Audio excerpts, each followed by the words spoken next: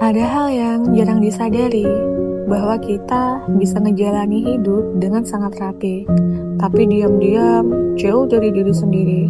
Kadang aku mikir ya, ini hidupku atau aku cuma lagi ngejalanin pola yang dari awal sudah disiapin. And hi, welcome back to my channel.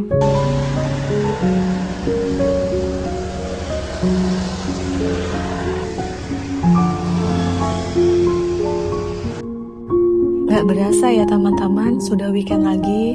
Jangan lupa untuk menyediakan waktu rehat di tengah kesibukan kita. Jadi tahu timing kapan waktu untuk bertempur dengan dunia luar dan kapan waktunya melepas segalanya untuk kembali hidup. Karena badan kita itu bukan mesin ya teman-teman. Tubuh ini punya hak untuk diistirahatkan. Jadi penuhi hak tubuhmu. Dan kita cerita-cerita lagi ya teman-teman. Beberapa waktu lalu aku itu sempat mikir gini, kalau hidup kita itu semuanya sudah terpolarisasi. Dan tanpa sadar sejak lahir kita sudah masuk ke jalur yang seolah harus diikuti.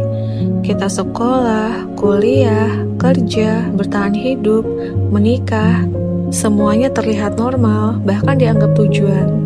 Tapi jarang ada yang benar-benar berhenti dan bertanya, ini pilihan kita atau sekadar alur yang kita jalani karena semua orang juga begitu.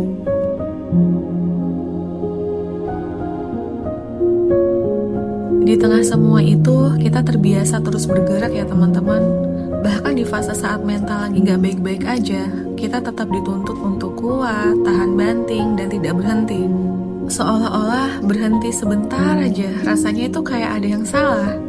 Padahal di dalam diri kita ada bagian yang diam-diam minta didengar, minta dipeluk, ingin dipahami, pengen sharing, curhat ringan, tapi kepikiran duluan.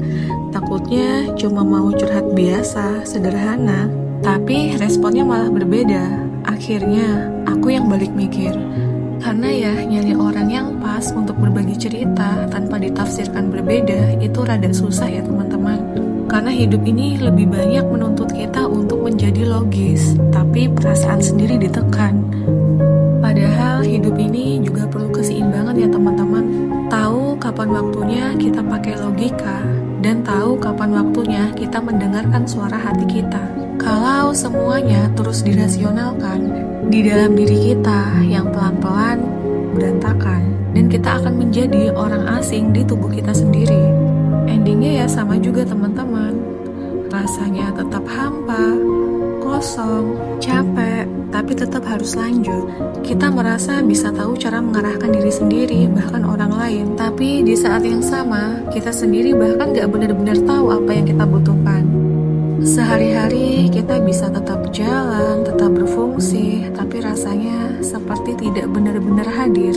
Kita terus menyesuaikan diri dengan sistem, dengan ekspektasi, dengan manusia lain yang gak selalu sejalan. Kita selalu menyesuaikan diri jadi versi yang bisa diterima, dan tanpa sadar pelan-pelan menjauh dari diri sendiri. Sampai pada akhirnya ada jarak yang makin terasa antara siapa kita sebenarnya dan siapa yang kita jalani setiap hari. Karena kita terlalu lama hidup bukan sebagai diri kita, dan disitulah krisis perlahan muncul. Rasa bingung, kosong, kehilangan arah, dan yang sering gak disadari, luka itu bukan datang tiba-tiba, tapi terbentuk pelan-pelan dari hidup yang terus dijalani tanpa benar-benar disadari. Kita terlalu lama hidup dalam logika tentang apa yang harus dilakukan, apa yang dianggap benar, apa yang terlihat berhasil. Tapi di saat yang sama kita kehilangan kemampuan untuk merasakan hal-hal yang lebih halus, yang justru memberikan makna pada hidup itu sendiri. Dan di titik ini muncul pertanyaan yang jarang benar-benar kita hadapi. Siapa yang menciptakan semua ini? Sebuah sistem yang membuat kita terus bergerak, tapi perlahan menjauhkan kita dari diri sendiri, membuat kita sibuk menjalani hidup tanpa sempat benar-benar mengenal siapa diri kita.